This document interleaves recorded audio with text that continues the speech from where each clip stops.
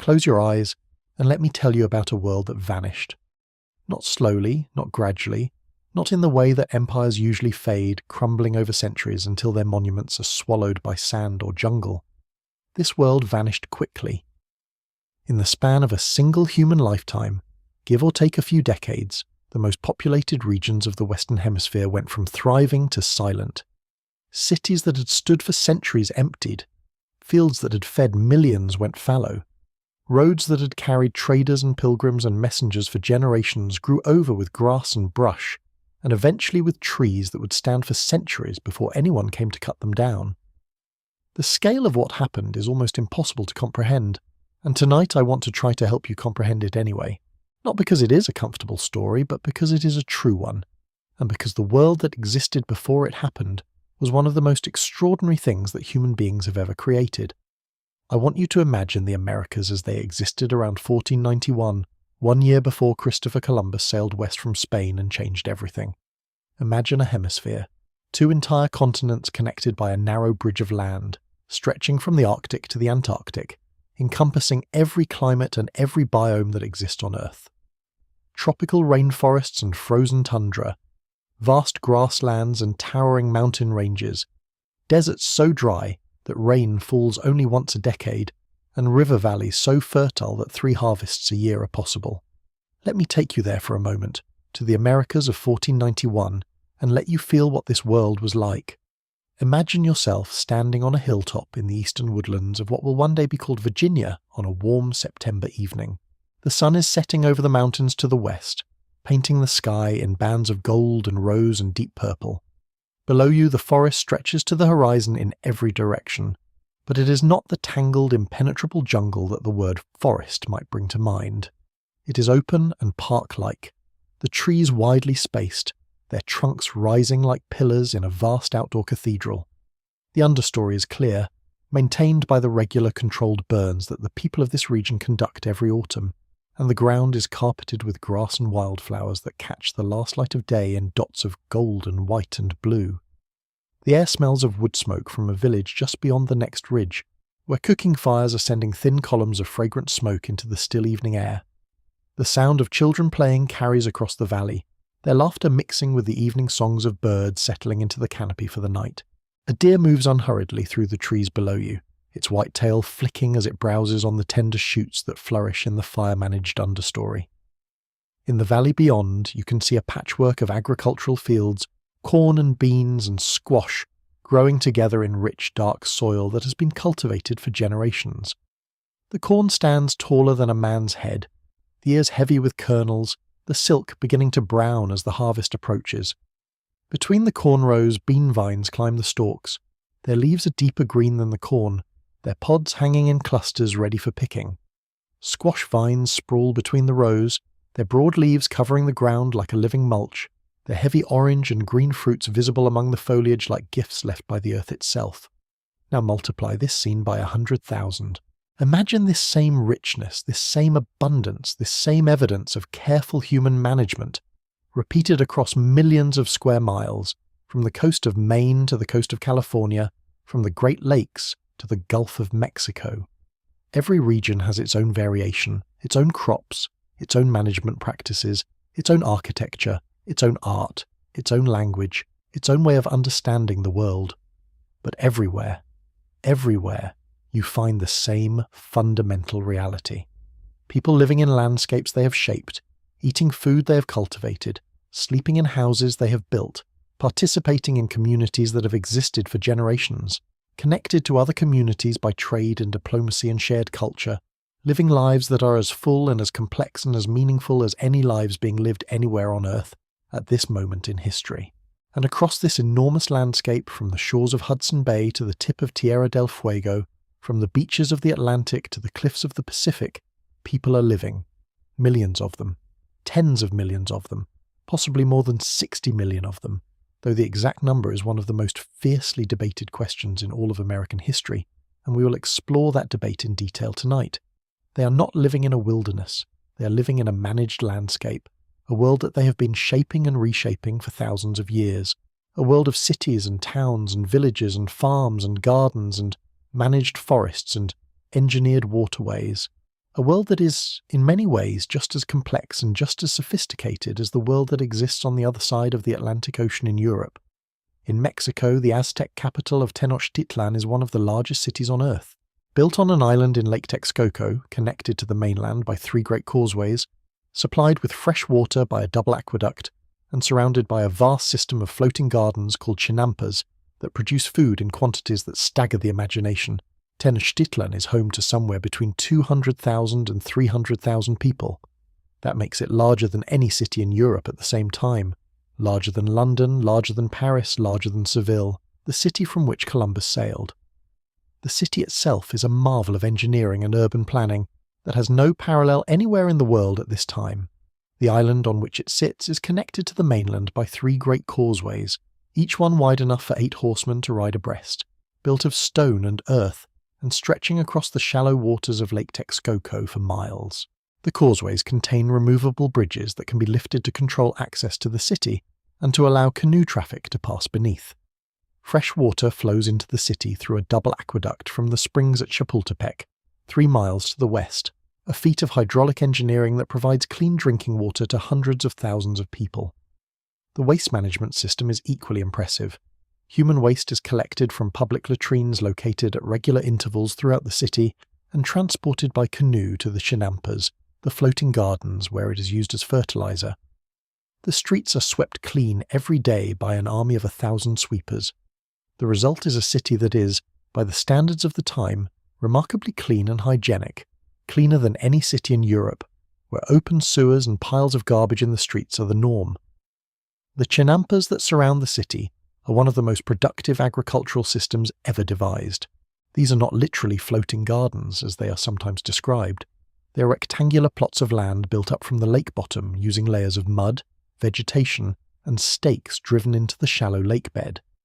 The plots are separated by narrow canals that provide irrigation and transportation, and the nutrient-rich lake mud that is regularly dredged from the canals and spread on the growing surfaces makes the chinampas extraordinarily fertile. A single chinampa can produce up to 7 harvests per year of maize, beans, squash, tomatoes, chili peppers, and flowers. The total chinampa system around Tenochtitlan covers approximately 22,000 acres and produces enough food to feed the entire city with surplus left over for trade. When the Spanish conquistador Bernal Diaz del Castillo first saw Tenochtitlan from the crest of a mountain pass in November 1519, he wrote that the soldiers in the expedition could not believe their eyes. They thought they were dreaming. He compared the city to the enchanted visions described in the medieval romance of Amadis de Gaula, a fantasy novel, because the reality of Tenochtitlan was so extraordinary that the only comparison available to a European mind was fiction. The towers and temples rising from the lake, the white stucco walls gleaming in the sunlight, the causeways stretching across the water like arms reaching out to embrace the surrounding mountains, the canoes by the thousands moving through the canals, the gardens and the flowers and the great pyramid of the Templo Mayor dominating the skyline like a mountain that human hands had built. All of it was so far beyond anything the Spanish had ever seen or imagined that they struggled to find words for it. The great marketplace of Tlatelolco, the commercial district of the Aztec capital, draws 60,000 people on an ordinary market day, and the goods on display include everything from chocolate and vanilla to jaguar skins, from obsidian blades to live eagles, from medicinal herbs to intricately woven textiles dyed in colours so vivid that the Spanish who first saw them could barely find words to describe them. In Peru, the Inca Empire stretches for more than 2,500 miles along the spine of the Andes, from present-day Colombia to central Chile. It is the largest empire in the Americas and one of the largest on Earth at this time, governing a population estimated at somewhere between 6 and 14 million people. The Inca have built a road system of approximately 25,000 miles, running through some of the most challenging terrain on the planet, crossing mountain passes at altitudes above 16,000 feet, spanning river gorges on suspension bridges woven from plant fibers, climbing sheer cliff faces on stairways carved from living rock. Relay runners called chasqui can carry a message from one end of the empire to the other in as little as 5 days, faster than any horse-mounted courier system in Europe. The Inca administrative system is one of the most remarkable experiments in governance in the history of the world. Every citizen of the empire owes labour service to the state, a system called mita that functions as a kind of tax paid in work rather than in money. Because the Inca have no money. There is no currency, no markets in the traditional sense, no buying or selling. Instead, the state collects surplus production from communities across the empire and redistributes it through an enormous network of storehouses called kolkha, built at strategic locations along the road system. These storehouses contain food, clothing, weapons, tools, and raw materials sufficient to supply the army, to feed workers on state construction projects, and to provide relief to communities affected by drought, earthquake, or other disasters. The Spanish who encountered the Inca storehouse system were astounded by its scale and efficiency. Some storehouses contained enough food to feed an army for months. The system represented a form of social insurance that had no parallel in Europe at the time, a guarantee that no citizen of the empire would go hungry as long as the storehouses were maintained. The engineering achievements of the Inca are equally staggering. Their road system, the Chapak Ñan, runs through terrain that modern highway engineers consider among the most challenging on Earth. In the highlands, the roads climb to altitudes above 16,000 feet, crossing passes where the air is so thin that unacclimated travellers collapse from altitude sickness. In the coastal desert, the roads run straight as arrows across barren sand for dozens of miles, marked by low walls that prevent travellers from losing their way in sandstorms. In the Amazon foothills, the roads descend through cloud forests so wet and so steep that the road surface is built of fitted stone blocks to prevent erosion, with drainage channels cut into the rock at regular intervals. The suspension bridges of the Inca are masterpieces of engineering. The most famous, the bridge at Queswachaka, spans a gorge over 100 feet deep, its cables woven from a local grass called koya that is braided into ropes as thick as a human body. The bridge must be rebuilt every year, a process that takes 3 days and involves the labour of hundreds of people from surrounding communities, each family contributing a specific length of braided rope according to traditions that have been maintained for centuries. The annual rebuilding of the bridge is not just a practical necessity, it is a ceremony, a renewal of the social bonds that hold the community together, an affirmation that the road system and the connections it represents are worth maintaining, worth the investment of collective labour, year after year after year. The Inca have no writing system in the conventional sense, but they have the quipu, a device made of knotted strings that encodes numerical and possibly narrative information in a system so complex that modern researchers are still trying to fully decipher it. In the Mississippi Valley of North America, Cahokia has already risen and fallen, but its legacy lives on in the dozens of chiefdoms that dot the river valleys of the southeast, each one centered on a flat-topped earthen mound that serves as the platform for the chief's residence and the community's temple. These are the Mississippian cultures, and they extend from the Great Lakes to the Gulf of Mexico, from the Atlantic coast to the Great Plains. Their towns are surrounded by fields of maize, beans, and squash, the 3 sisters that form the agricultural foundation of most North American societies east of the Rocky Mountains. Their artisans produce shell gorgets engraved with elaborate designs depicting warriors, supernatural beings, and cosmic symbols. The Mississippian world in 1491 is a landscape of managed abundance. The forests of the southeast are maintained by regular controlled burning, creating the open park-like woodlands that European settlers will later mistake for natural wilderness.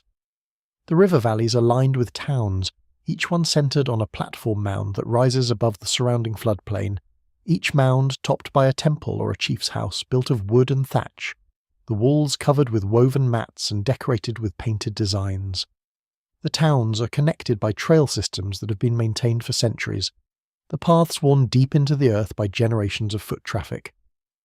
Runners can carry messages from the Gulf Coast to the Great Lakes in a matter of days using these trails, and trade goods, copper from the Great Lakes, shell from the Gulf, flint from the Ozarks, mica from the Appalachians, move through the network in a continuous flow that links communities separated by hundreds of miles. The agricultural system is sophisticated and productive.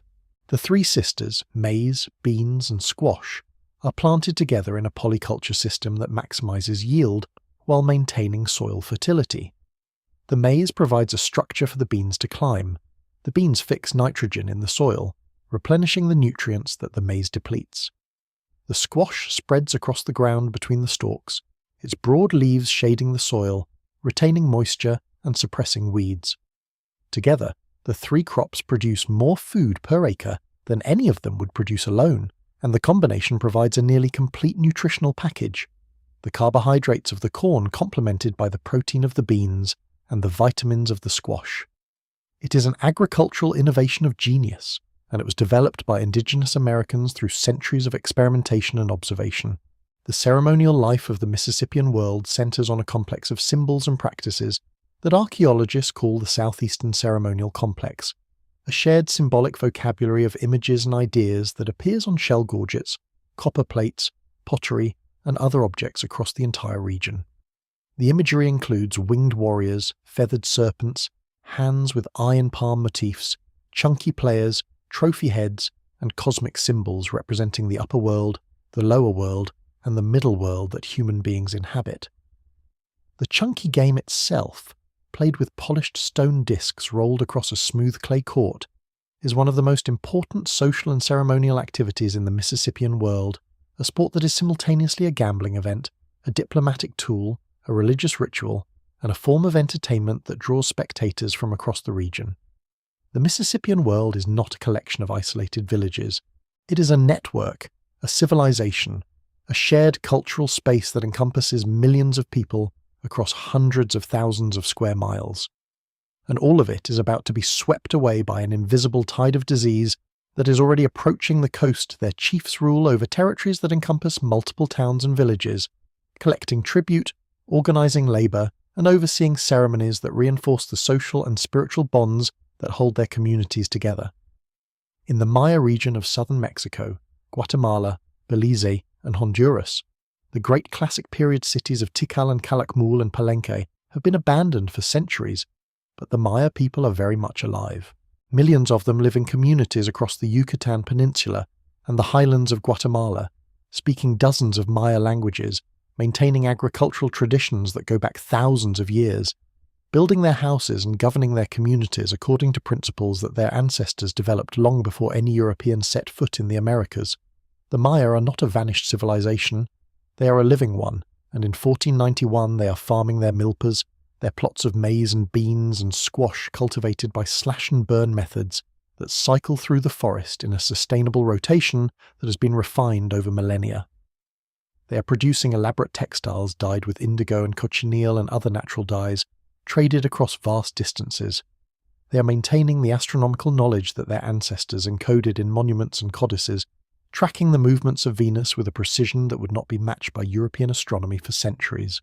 In the highlands of Guatemala, the Quiche Maya have just completed the Popol Vuh, one of the great literary works of the Americas, a creation epic that tells the story of the hero twins and their descent into the underworld of Xibalba.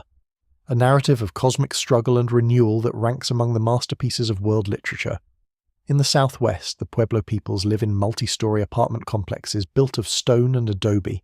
The Pueblo world in 1491 is the inheritor of a tradition that reaches back more than 2,000 years in the southwest.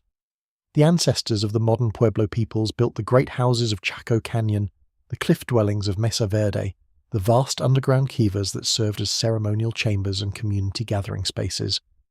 By 1491, the center of gravity has shifted.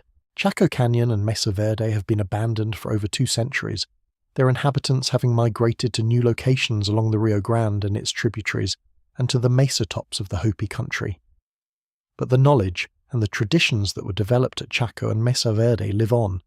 The pottery traditions that the modern Pueblos practice in 1491 represent an unbroken lineage of ceramic art that stretches back over 1,000 years, each generation adding its own innovations while preserving the fundamental techniques and aesthetic sensibilities of the past. The distinctive black-on-white pottery of the ancestral Puebloans has evolved into the polychrome wares of the 14th and 15th centuries, elaborate vessels painted in red, black, orange, and white, with designs of increasing complexity and beauty. The irrigation systems that water the Pueblo fields are engineering works of considerable sophistication, diverting water from the Rio Grande and its tributaries through networks of canals and ditches that have been maintained and expanded over centuries. The most elaborate of these systems can irrigate hundreds of acres of farmland, supporting populations that live in tightly nucleated villages, each village a single massive structure of connected rooms built around one or more central plazas. The kivas, the semi-subterranean ceremonial chambers that are unique to the Pueblo world, are the spiritual hearts of these communities, the places where the most sacred ceremonies are performed, where the most important decisions are made, where the connection between the human world and the world of the spirits is maintained through ritual and prayer, and the careful observance of cycles that have been tracked since time beyond memory. The Pueblo peoples have survived invasion before. They will survive it again. In 1680, almost 2 centuries after first contact, the Pueblo peoples will unite in one of the most successful indigenous resistance movements in American history, driving the Spanish completely out of New Mexico in the Pueblo Revolt and maintaining their independence for 12 years before the Spanish return. The knowledge and the cultural identity that made the Pueblo Revolt possible are already firmly established in 1491, rooted in traditions that are thousands of years old and maintained by communities that understand, perhaps better than any other peoples in North America, the importance of preserving what matters.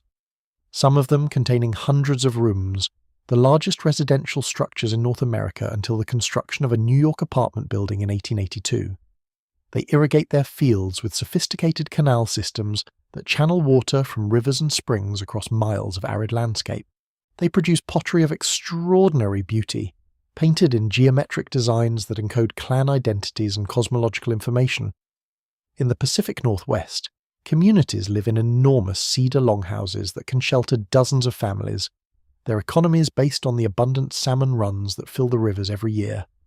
They are among the wealthiest non-agricultural societies in the world, their surplus of dried fish and other resources supporting a complex social hierarchy and an artistic tradition that produces some of the most powerful and visually striking art in the Americas.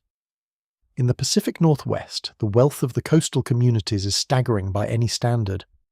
The enormous cedar longhouses that line the riverbanks and ocean shores are not simple shelters.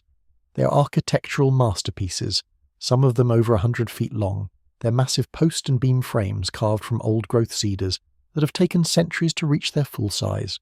The interior walls are lined with sleeping platforms and storage areas, and the walls and house posts are carved and painted with images of clan ancestors and supernatural beings that tell the history of the family that inhabits each house.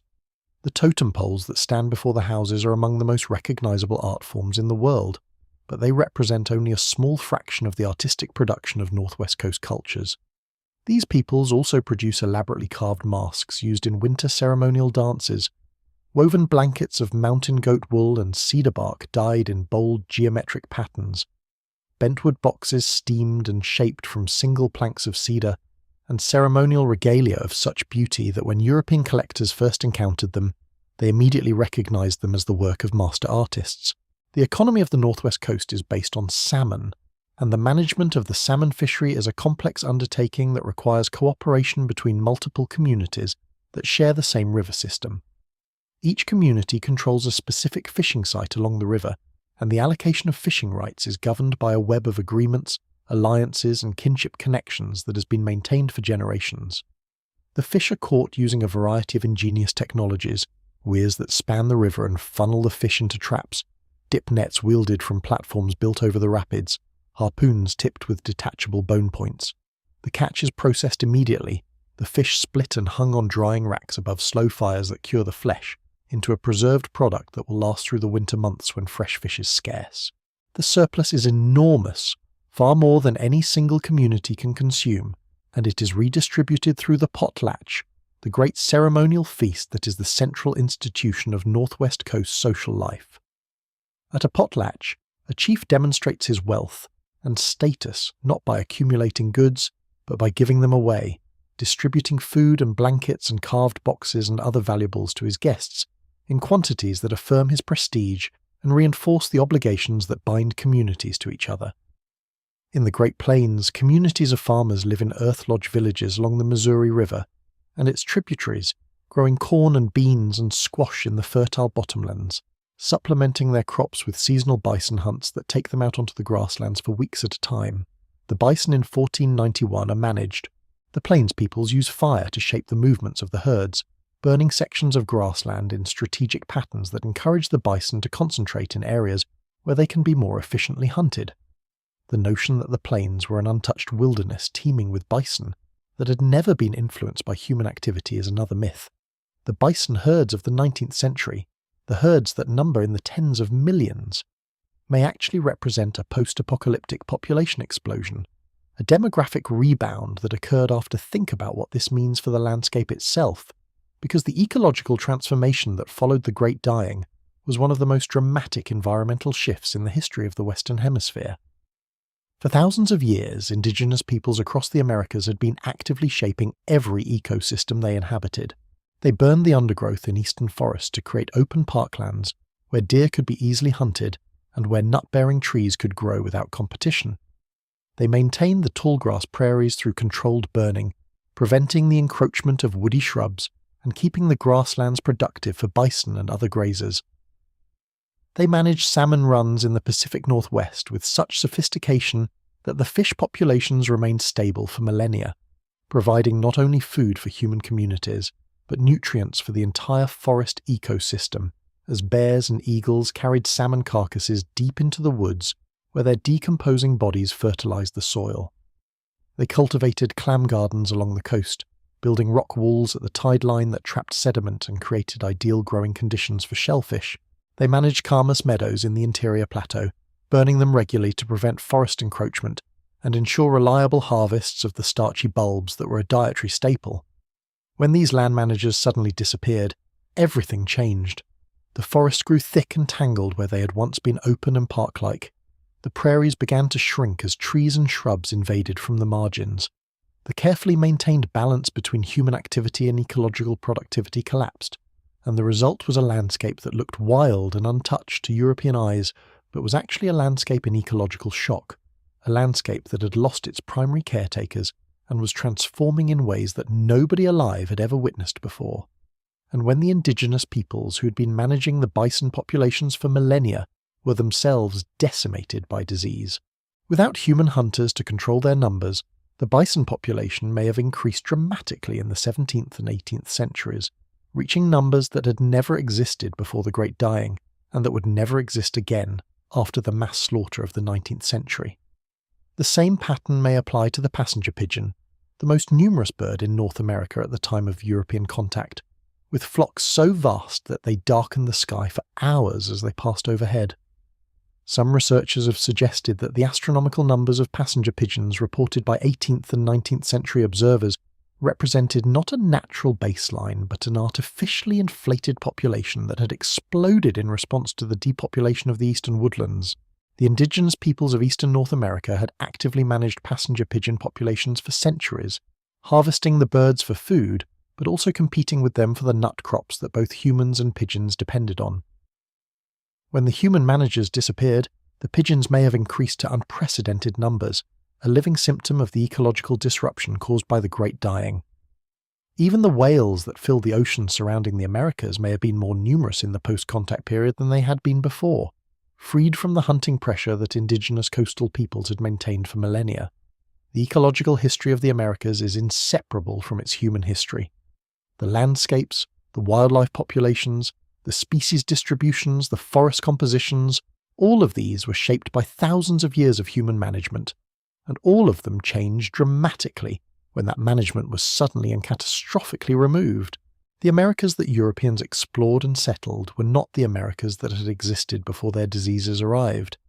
They were a transformed landscape, a world in ecological as well as demographic upheaval, a world that was rapidly and visibly changing as the consequences of the Great Dying rippled through every ecosystem on both continents. The great bison herds number in the tens of millions, a biomass so vast that it shapes the ecology of the entire grassland biome. In the Amazon basin, as we discussed in our last episode, millions of people live in managed forests and engineered landscapes, their cities hidden beneath the canopy, their terra preta soils supporting intensive agriculture, their causeways and canals and raised fields transforming the floodplains into some of the most productive farmland in the world. In the Caribbean, the Taino people inhabit the islands of Hispaniola, Cuba, Jamaica, Puerto Rico, and the Lesser Antilles, living in villages governed by chiefs called caciques, growing manioc and sweet potatoes, fishing the surrounding waters, and playing a ball game on specially constructed courts that are central to their ceremonial life. The Taino world is a world of considerable sophistication and beauty. Their villages are organised around a central plaza, a cleared space used for ceremonial dances, for the ball game that is central to Taino social life, and for the public gatherings where the cacique addresses his people. The houses are well built, circular structures with conical thatched roofs supported by a central pole, large enough to shelter an extended family of a dozen or more people. The cacique's house is the largest in the village, and it contains the ceremonial objects, the carved wooden and stone zamis that represent the spirits of ancestors and natural forces, that are the focal points of Taino religious life. The Taino are skilled farmers, cultivating manioc, sweet potatoes, maize, peppers, peanuts and tobacco in garden plots that are managed with a slash-and-burn technique called canuco that produces abundant harvests from the fertile Caribbean soils. They are skilled fishermen, using nets and traps, and the remarkable technique of training remoras, sucker fish, to attach themselves to sea turtles, which can then be hauled in by the line attached to the remora. They are skilled navigators, crossing the open water between islands in large dugout canoes that can carry 50 or more people, maintaining trade networks that link the islands of the Caribbean to each other and to the mainland of South and Central America. Their art is distinctive and powerful, characterized by highly stylized faces with large eyes and open mouths, carved in stone, bone, shell, and wood, adorning everything from ceremonial seats called dujos to the elaborate belts worn by ball players. The Taino are the first people Columbus encounters when he makes landfall in the Bahamas on October the 12th, 1492. His journal entry for that day describes them as generous, intelligent, and physically attractive. He notes that they have no weapons and no knowledge of war. He writes, with chilling prescience, that they would make excellent servants. Within 50 years they will be virtually extinct. These are the people who will be the first indigenous Americans to encounter Christopher Columbus, and within 50 years of that encounter, they will be nearly extinct. And this list barely scratches the surface. In western Mexico, the Purépecha Empire, rivals of the Aztecs, control a territory centered on the beautiful highland lakes of Michoacán. Their artisans producing metalwork in copper and bronze that is among the most technically accomplished in the Americas.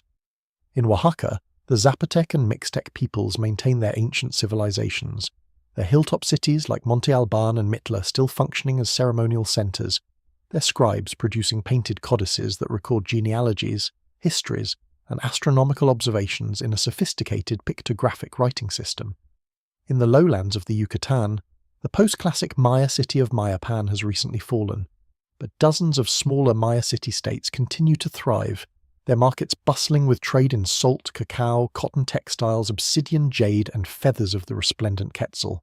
On the Pacific coast of South America, cultures that preceded and resisted Inca expansion maintain their distinctive identities, fishing the rich waters of the Humboldt Current, building elaborate irrigation systems in the coastal desert, producing textiles and ceramics of extraordinary quality. In the southern cone, the Mapuche of Chile maintain their independence against Inca encroachment, a fierce and culturally rich people who will later resist the Spanish with such effectiveness that they will remain unconquered for over 300 years, one of the longest successful indigenous resistance movements in the history of the Americas. In the grasslands of what is now Argentina and Uruguay, communities of hunter-gatherers maintain lifeways that have been adapted to the pampas environment for thousands of years. In the frozen far south, the Yagan people of Tierra del Fuego, the southernmost human population on Earth, live in one of the harshest environments inhabited by any people anywhere, enduring bitter cold and constant wind with minimal clothing and shelter, their bodies adapted by generations of natural selection to withstand temperatures that would quickly kill an unacclimatized European. Charles Darwin, who encountered the Yagan in 1833, described them as the most miserable creatures he had ever seen. He was wrong. They were among the most remarkably adapted human populations on the planet, and their knowledge of their environment, of its tides and currents and weather patterns and animal populations, was a masterpiece of accumulated observation that had taken millennia to develop. This is the world of 1491, a world of 60 million people or more, speaking over 1,000 different languages, practicing hundreds of different religions, governing themselves according to dozens of different political systems, feeding themselves through an extraordinary diversity of agricultural, pastoral, and foraging strategies adapted to every environment that the hemisphere has to offer, and all of it, every bit of it, is about to be hit by the most devastating catastrophe in the history of the human species. The catastrophe did not arrive on horseback or in armour, or with cannons or swords, although all of those things came too. The catastrophe arrived invisibly, carried in the breath and the blood and the skin of the Europeans who stepped ashore on beaches and riverbanks across the Americas beginning in 1492. The catastrophe was disease. To understand what happened, you need to understand something about the history of disease itself. For thousands of years before 1492, the populations of Europe, Asia, and Africa had been exchanging diseases. The trade routes that connected China to Rome, the pilgrim roads that linked Canterbury to Jerusalem, the caravan routes that crossed the Sahara, the sea lanes that connected India to East Africa, all of these channels of human contact were also channels of disease transmission. Smallpox, measles, influenza, typhus, plague, cholera, malaria, yellow fever, whooping cough, diphtheria, and dozens of other pathogens had been circulating through the populations of the Old World for centuries, causing periodic epidemics that killed millions of people, but also, over time, allowing the surviving populations to develop partial immunity. Every epidemic left behind a population that was slightly more resistant to the pathogen than the one before. Over hundreds of generations, this process of natural selection produced populations that could survive exposure to most common diseases, not without illness, not without death, but without the catastrophic mortality rates that occur when a completely naive population encounters a pathogen for the first time. Why was the exchange of diseases so one-sided?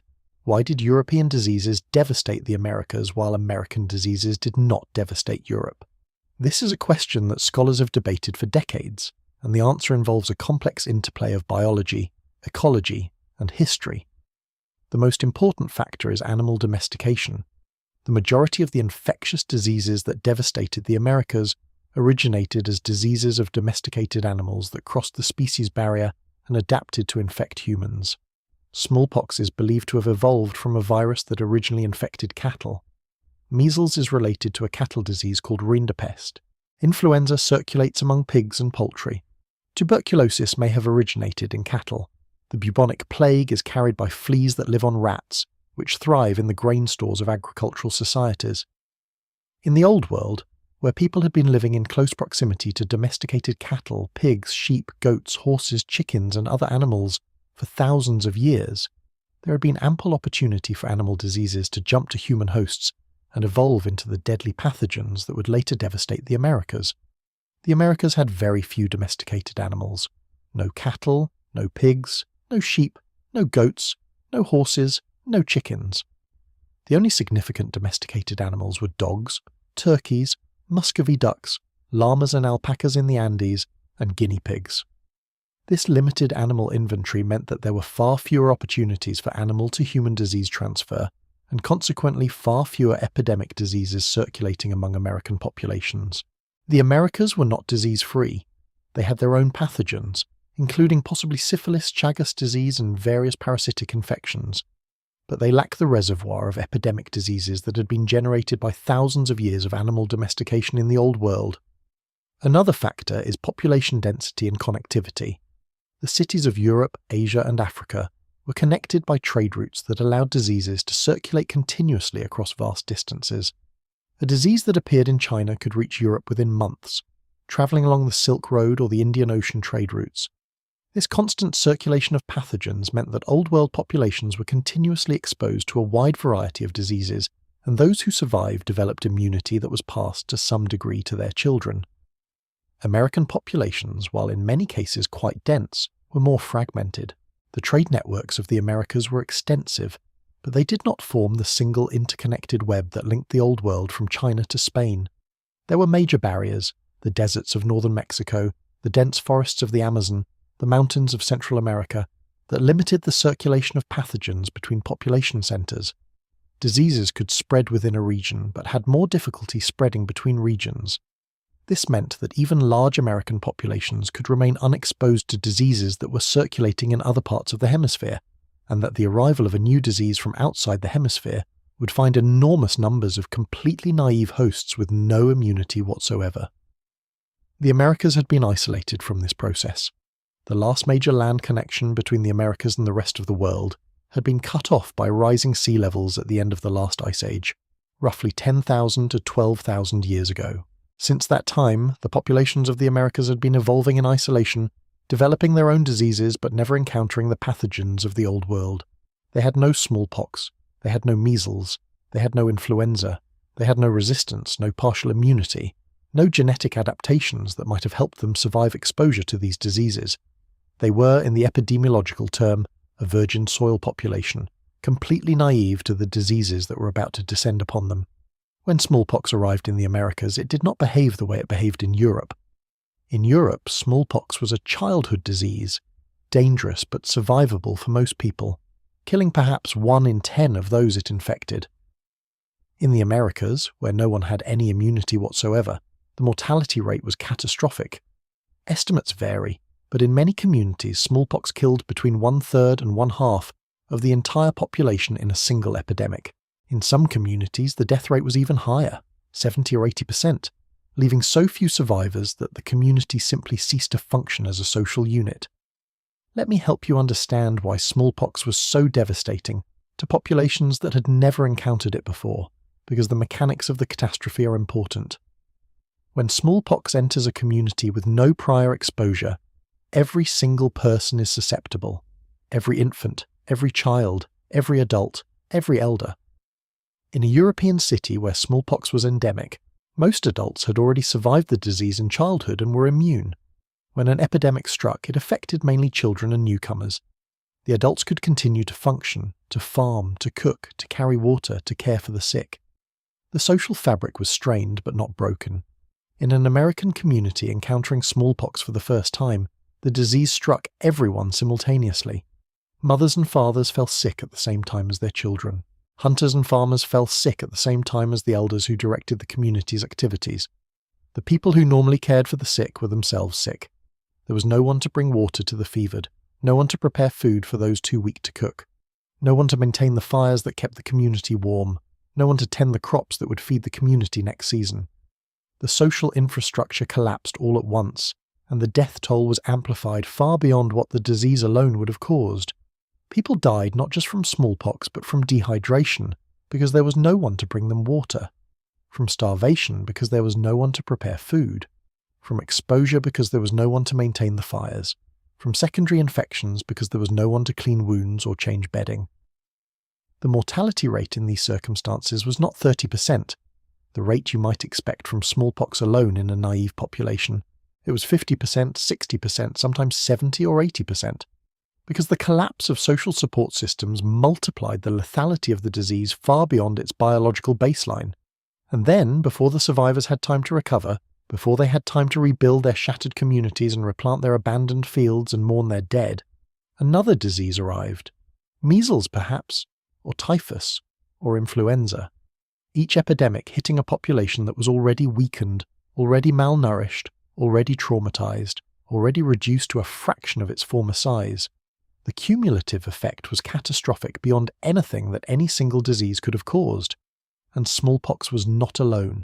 It was followed by measles, by influenza, by typhus, by plague, by whooping cough, by diphtheria, by mumps, by a host of other diseases that swept through the Americas in wave after wave, each epidemic hitting a population that was still reeling from the last one, each wave carrying off another fraction of the survivors, until the cumulative death toll reached a level that is almost beyond human comprehension. The best current estimates suggest that between 1492 and roughly 1600, the population of the Americas declined by approximately 90%. 90%. Let that number settle into your mind as your body settles deeper into rest. 9 out of every 10 people died. Not in a war, not in a single catastrophic event, but in a slow rolling apocalypse that lasted for over a century, that moved faster than any army, that reached communities that had never seen a European face, that killed people who had no idea what was killing them or why. The diseases raced ahead of European exploration, spreading from community to community through the same trade networks and travel routes that had connected indigenous peoples for thousands of years. Smallpox reached the Inca Empire before any Spanish soldier set foot in Peru, killing the Inca Emperor Huayna Capac, the 11th Sapa Inca, and one of the greatest rulers the empire had ever known. Huayna Capac had spent decades expanding the empire to its maximum extent, personally leading military campaigns in the northern territories, building new cities and roads and storehouses, administering a realm that stretched from present-day Colombia to central Chile. He was in the northern city of Quito when the sickness struck, and the accounts of his death describe a ruler who knew that something unprecedented was happening to his people. Messengers brought reports of mass death from provinces he had never visited, of entire communities wiped out by a disease that no healer could treat, of bodies left unburied because there was no one left alive to perform the funeral rites. Huayna Capac reportedly asked his advisors whether this catastrophe had been foretold in any prophecy, and when told that some priests had seen dark omens in the sky, he understood that his empire was entering a time of crisis unlike anything in its 400-year history. He died sometime around 1527 or 1528, and the disease killed not only Huayna Capac, but also his chosen successor, his son Ninan Kuyochi, Huayna Capac, and his designated heir, and triggering a civil war between two of his surviving sons that was still raging when Francisco Pizarro arrived with his small band of conquistadors in 1532.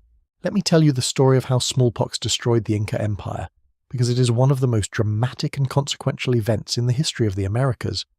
Around 1524 or 1525, several years before any Spanish soldier reached Peru, a strange and terrible disease appeared in the northern provinces of the Inca Empire.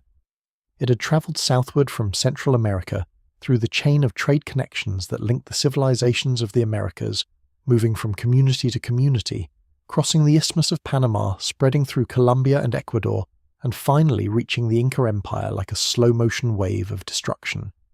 The Emperor Huayna Capac was in Quito, the northern capital, when the disease arrived.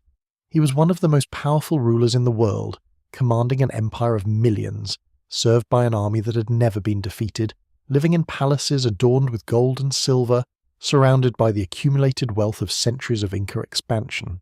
And then he fell sick, and no amount of gold or power could save him. The symptoms were those of smallpox, fever, headache, a rash that progressed from flat red spots to raised blisters to deep pustules that covered the body from head to foot. The emperor's physicians, who were among the most skilled healers in the Americas, had never seen anything like it. Their remedies, which had been effective against every disease they had previously encountered, were useless.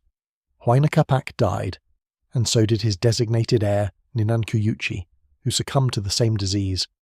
The death of both the emperor and his heir without a clear succession plan triggered a civil war between two of Huayna Capac's surviving sons, Huascar, who claimed the throne from the capital of Cusco, and Atahualpa, who controlled the northern armies from Quito.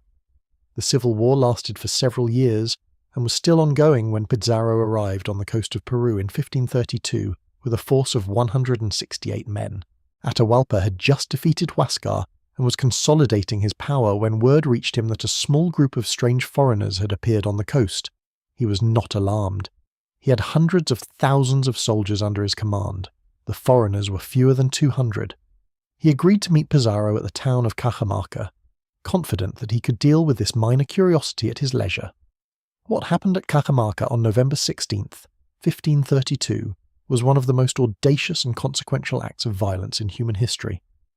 Pizarro's men, concealed in the buildings around the town square, ambushed Atahualpa and his retinue, firing cannons and muskets into the massed Inca attendants, charging with cavalry into crowds that had never seen a horse, killing an estimated 2,000 to 6,000 people in the space of about 2 hours. Atahualpa himself was captured, and despite paying an enormous ransom, a room filled with gold and 2 rooms filled with silver, he was executed by the Spanish in July 1533. The Inca Empire, weakened by disease and divided by civil war, never recovered. But it is crucial to understand that the conquest would have been inconceivable without the epidemic that preceded it. Pizarro did not defeat the Inca. Smallpox defeated the Inca. Pizarro merely arrived in time to collect the spoils. If the Inca had not been weakened by disease and divided by civil war, Pizarro's conquest would have been impossible. He had fewer than 200 men. The Inca had an army of hundreds of thousands, but the empire was already dying when Pizarro arrived. He was not conquering a civilization at its peak. He was picking through the ruins of one, the same pattern repeated across the hemisphere. Hernán Cortés conquered the Aztec Empire in 1521 with the help of a smallpox epidemic that killed perhaps 40% of the population of Tenochtitlan during the Spanish siege of the city. A single enslaved African man named Francisco de Eguía, though some accounts suggest the disease may have been carried by several individuals in the expedition. What we know for certain is that who was part of the Pánfilo de Narváez expedition that arrived on the Mexican coast in 1520. Eguía was sick with smallpox when he came ashore, and within weeks the disease had spread to the coastal communities, and from there, with terrifying speed, into the interior. It reached Tenochtitlan in October 1520, shortly after the Spanish had been driven out of the city in the chaotic retreat known as La Noche Triste. For the next 70 days, the disease raged through the densely packed island city. The Aztec had no concept of contagion in the European sense. They did not understand how the disease spread. They gathered in their houses and their temples to pray and to care for the sick, and in doing so they ensured maximum transmission. The dead piled up faster than the living could dispose of them. The canals that had carried the commerce of the city now carried bodies. The temples where priests had conducted elaborate ceremonies now served as improvised morgues. The Emperor Cuitlahuac, who had led the resistance against the Spanish and driven them from the city, was himself killed by smallpox after ruling for just 80 days. By the time the Spanish returned to besiege the city in May 1521, Tenochtitlan was already a shadow of its former self. The population had been reduced by perhaps 40%. The survivors were weakened and demoralized. The agricultural systems that fed the city had been disrupted by the loss of so many farmers. The military force that had defeated the Spanish just months earlier had been decimated. The siege lasted 75 days, and when it ended the city was in ruins. The Spanish and their indigenous allies had systematically demolished the buildings along each canal and street as they advanced, filling the canals with rubble to create causeways for their cavalry. The great marketplace of Tlatelolco, which had dazzled the Spanish with its abundance just 2 years earlier, was a wasteland. The Templo Mayor, the great pyramid at the heart of the city, was a smoking ruin. The chinampas that had fed hundreds of thousands of people were damaged and untended, and the population of the city, which had been 300,000 at the time of first contact, was reduced to perhaps 60,000, most of them sick, starving, and traumatized. The Spanish commander Cortés himself wrote that the stench of death in the fallen city was so overwhelming that his soldiers could barely enter it. He described streets so filled with bodies that it was impossible to walk without stepping on them. He wrote that the survivors were so weak from disease and starvation that they could barely stand, that they drank the brackish water of the lake because the aqueduct had been destroyed, that they ate bark and grass and leather, and anything else they could find to stave off death for one more day. This was the fate of the largest and most magnificent city in the Western Hemisphere. Not conquered in the conventional sense, not defeated by superior military force, but destroyed by a microscopic organism that had crossed the ocean in the blood of a single sick man. The disease had been introduced by a single infected member of an earlier Spanish expedition, and it spread through the densely populated island city with terrifying speed, killing so many people that the survivors could not bury the dead fast enough, and the streets and canals of the great city were choked with bodies. In North America, the pattern was the same, but the timeline was stretched out over a longer period. The first major epidemic struck the coastal communities of the southeast and northeast in the 16th and early 17th centuries, carried by European fishermen, traders, and explorers who made contact with coastal peoples long before permanent European settlements were established.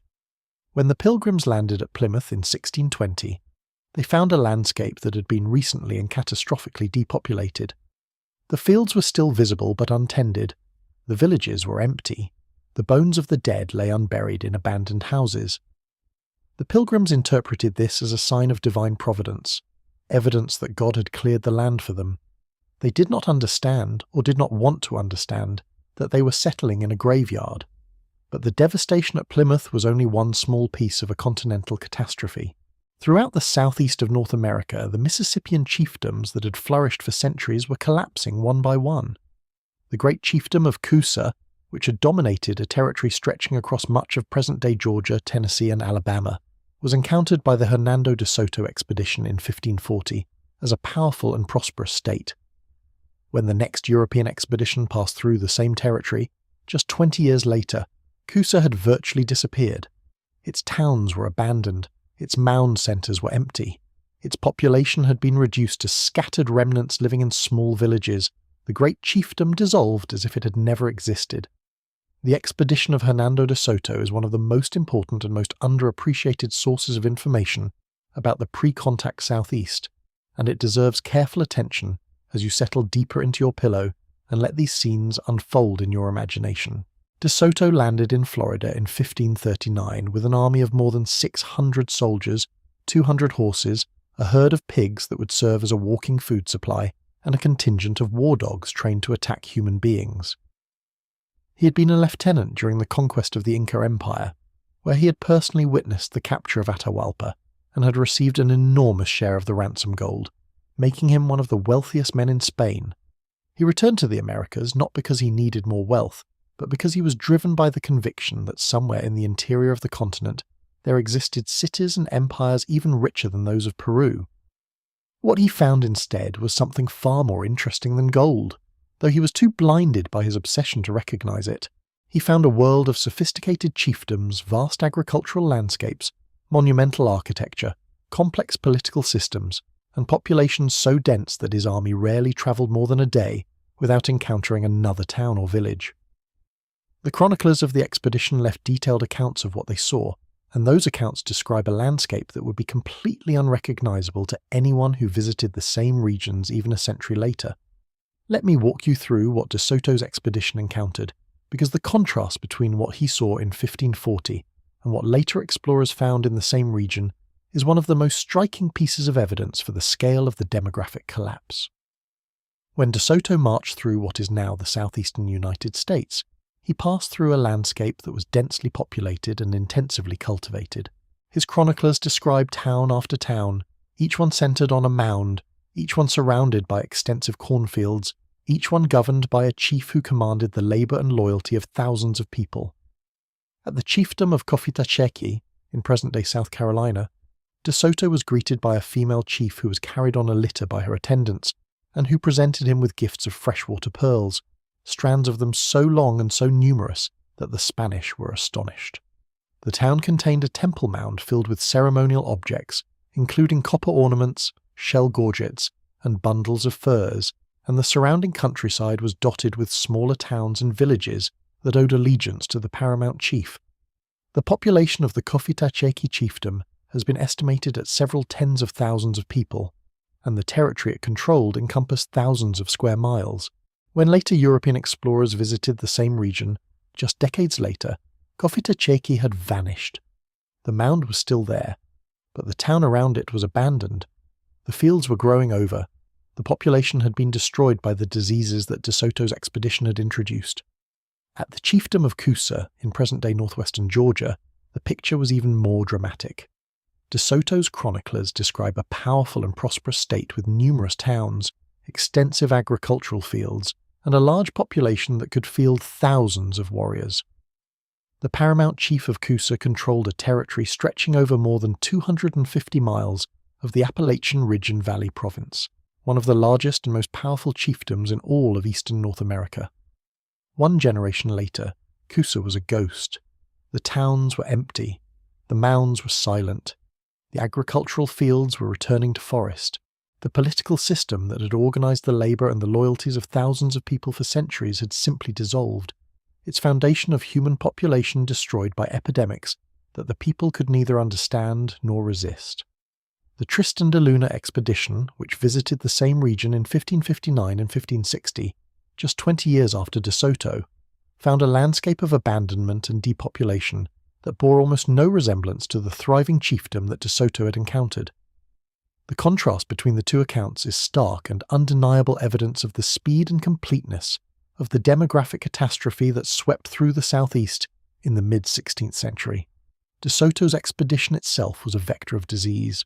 His army of 600 men, along with their horses and pigs, marched through the southeast for 4 years, from 1539 to 1543, making contact with dozens of indigenous nations, fighting battles, demanding food and shelter, and leaving disease in their wake at every stop. The epidemics that followed in De Soto's footsteps transformed the political and demographic landscape of the entire region. Chiefdoms that had been powerful in 1540 were gone by 1560. Populations that had numbered in the tens of thousands were reduced to hundreds. The elaborate mound-building tradition that had characterized Mississippian culture for centuries came to an abrupt end. Not because the tradition lost its meaning, but because there were simply not enough people left to maintain it. Along the coast of what is now California, The disease story unfolded more slowly but no less devastatingly. The California indigenous population before European contact is estimated at approximately 300,000 people, making it one of the most densely populated regions north of Mexico. Its communities supported by the extraordinarily productive combination of acorn gathering, fishing, and hunting that the diverse California landscape offered. When the Spanish established their mission system in California beginning in 1769, they concentrated indigenous peoples into mission communities where cramped living conditions, poor nutrition, and exposure to European diseases created conditions for catastrophic mortality. The story of California is one of the most heartbreaking chapters in this entire history, and it deserves a moment of careful attention. Before European contact, California was one of the most linguistically and culturally diverse places on the entire planet. More than 300,000 people lived there, speaking somewhere between 80 and 100 distinct languages, belonging to at least 6 completely unrelated language families.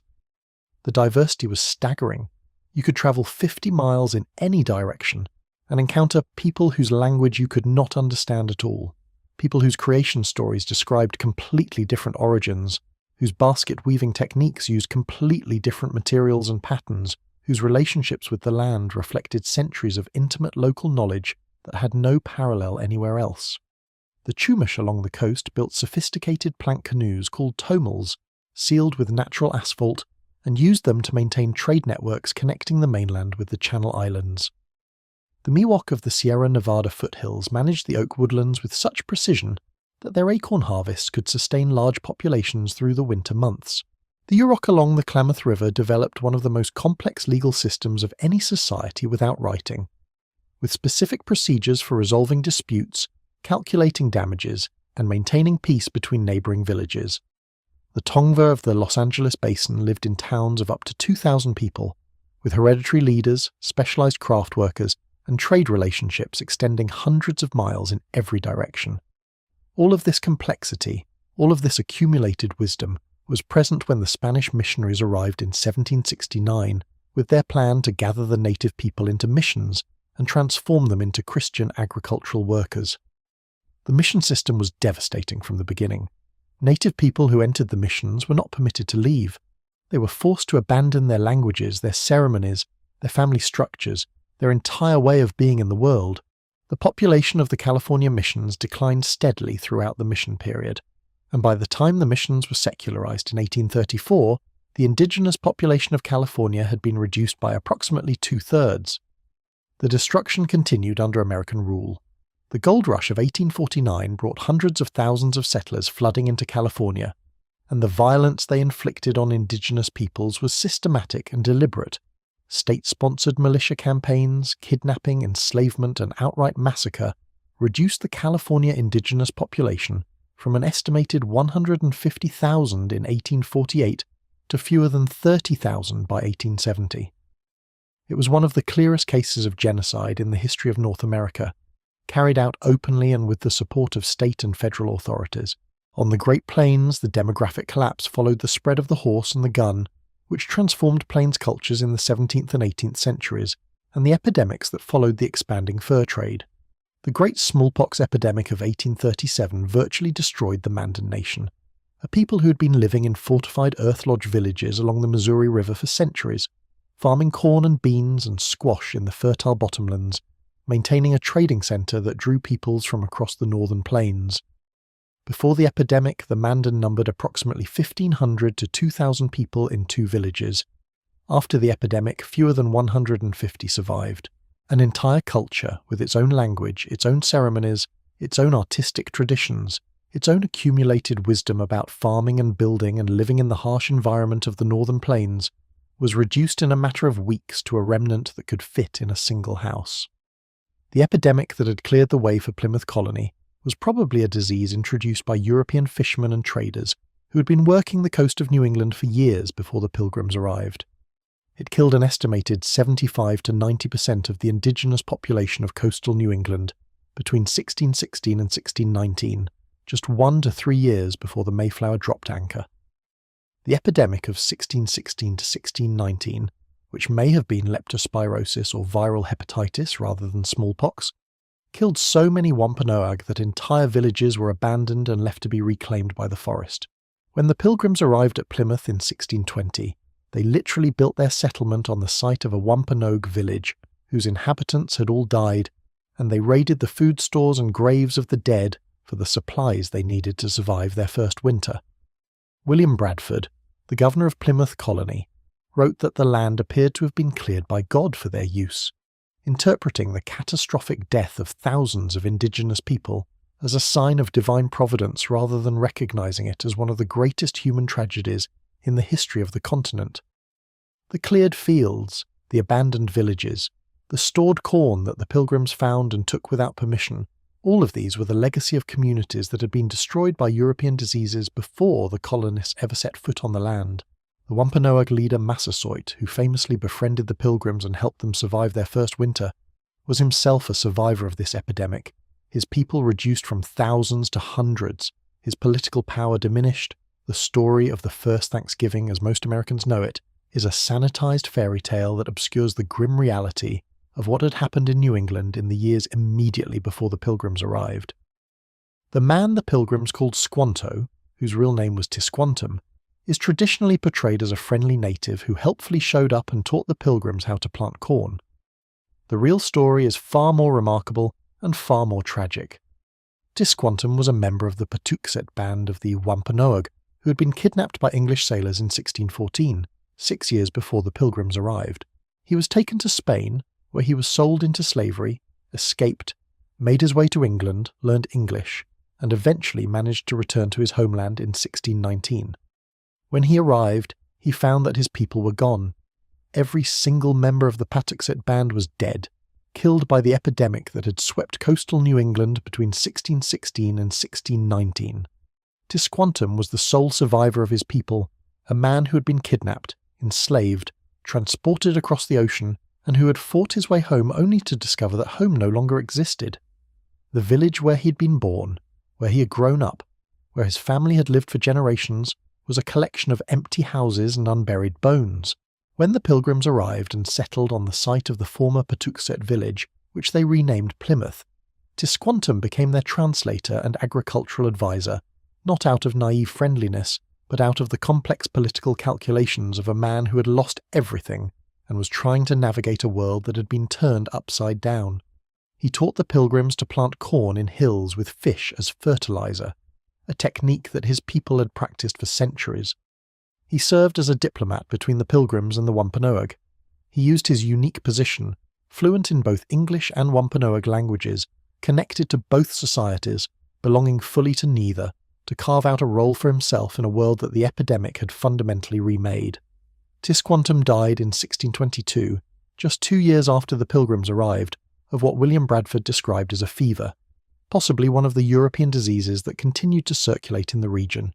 He was buried in a foreign settlement built on the ruins of his own village, the last of his people, a man whose extraordinary life story illuminates both the resilience of the human spirit and the devastating cost of the demographic catastrophe that had transformed the Americas.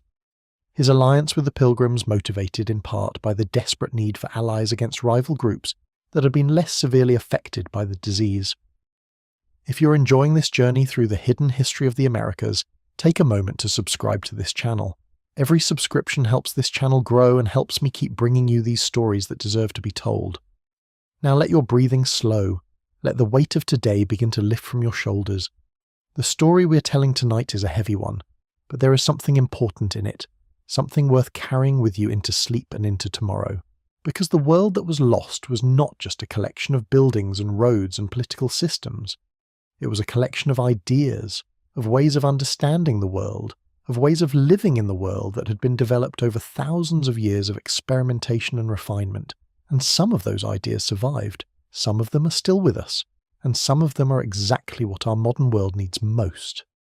Now let me take you deeper into the numbers, because the numbers are where the true scale of the catastrophe becomes apparent. The question of how many people lived in the Americas before 1492 is one of the most controversial questions in all of anthropology and history. For a long time, the accepted figure was very low. In 1928, the anthropologist James Mooney estimated the pre-contact population of North America north of Mexico at approximately 1.15 million people. This number was based on early colonial census data, and on the assumption that the populations documented by European observers in the 17th and 18th centuries were representative of pre-contact levels. It was an assumption that we now know to be catastrophically wrong, because by the time most European observers were making their estimates, the great epidemics had already swept through, reducing populations by 50 to 90% or more. Mooney was not counting the pre-contact population, he was counting the survivors. In the 1960s and 1970s, a new generation of scholars began to challenge the low estimates. For most of the 20th century, the accepted estimate of pre-contact population was shockingly low, and the story of how that estimate was developed and then overturned is itself a fascinating chapter in the history of scholarship. The early estimates were based on the work of James Mooney, a Smithsonian ethnographer who compiled population figures for every indigenous group in North America in a study published in 1928. Mooney was careful and thorough within the limitations of his method, but his method had a fundamental flaw. He based his estimates primarily on the earliest reliable census data available for each group, which in many cases dated to the 18th or even 19th century, long after the worst epidemics had already occurred. His total for North America north of Mexico came to approximately 1.15 million people, a number that would be repeated in textbooks for decades and that profoundly shaped how Americans thought about the pre-contact landscape. If only 1 million people had lived on the entire continent, then it really had been a vast empty wilderness, and the European colonists had merely occupied vacant land. The low estimate was not just an academic abstraction. It had real political and moral consequences, because it made the dispossession of indigenous peoples seem less like a conquest, and more like a natural occupation of empty territory. The anthropologist Henry Dobbins published a landmark study in 1966, arguing that the pre-contact population of the Americas had been far higher than previously believed, perhaps as high as 90 to 112 million for the hemisphere as a whole.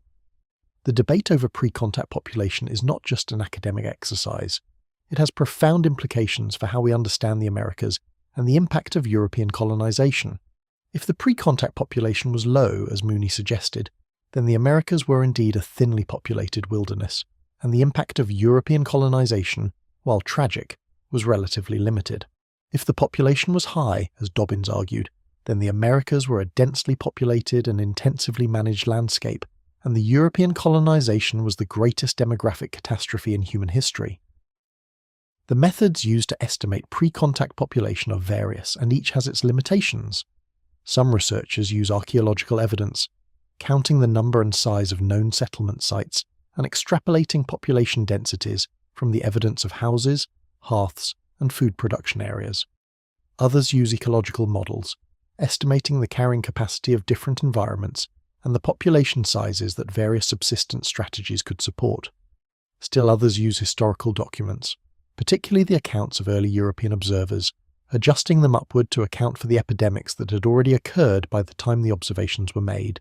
The anthropologist William Denevan, who compiled and analysed population estimates from dozens of researchers working in different regions of the Americas, arrived at a figure of approximately 54 million for the hemisphere as a whole, a number that has become perhaps the most widely cited single estimate in the literature. Denevan's figure breaks down roughly as follows: about 4 million for North America north of Mexico, about 17.5 million for Mexico, about 5.5 million for Central America, about 3 million for the Caribbean, and about 24 million for South America. But these numbers should be understood as educated estimates rather than precise counts. The true number could be significantly higher or lower. What is not in serious dispute is the scale of the decline.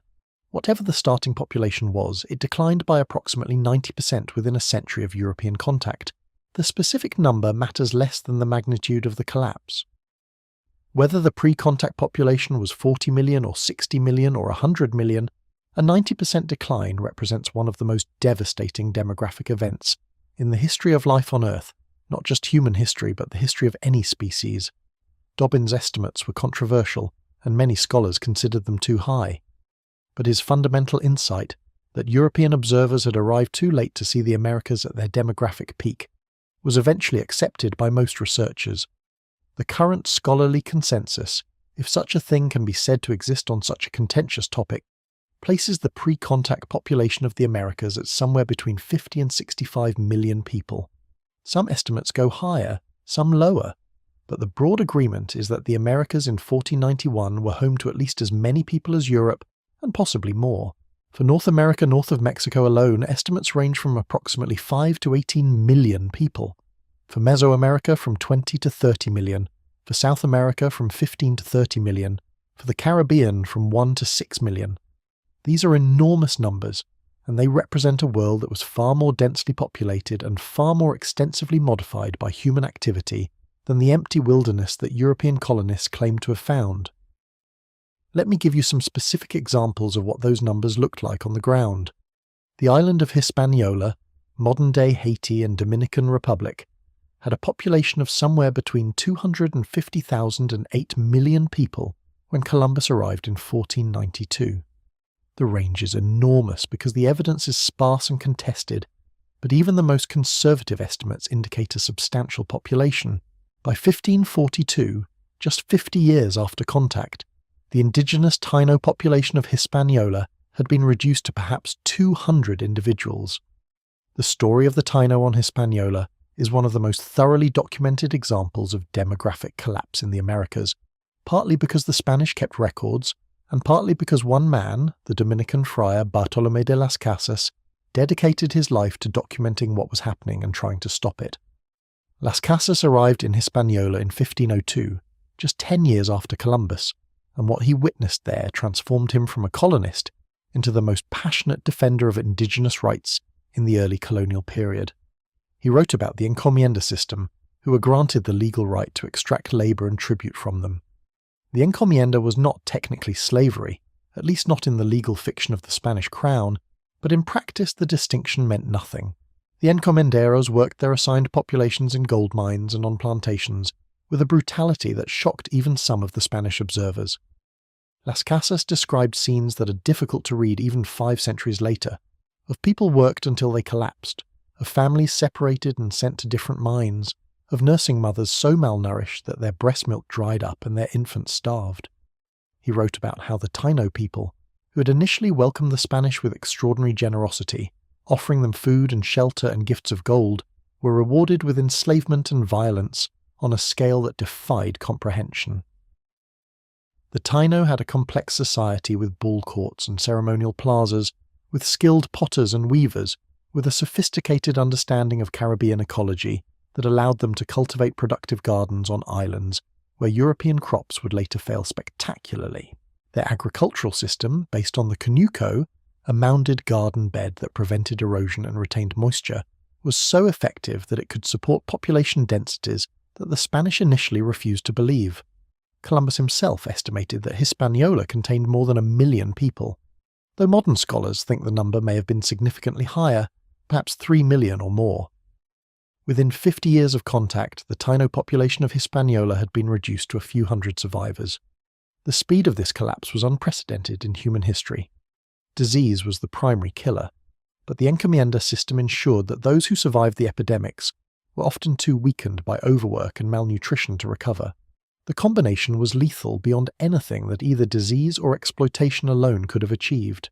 Las Casas spent the rest of his long life campaigning for reform, writing his famous works documenting Spanish atrocities, the Spanish institution that assigned groups of indigenous people to individual Spanish colonists, who were granted the right to extract labour from them in exchange for a theoretical obligation to Christianize and protect them.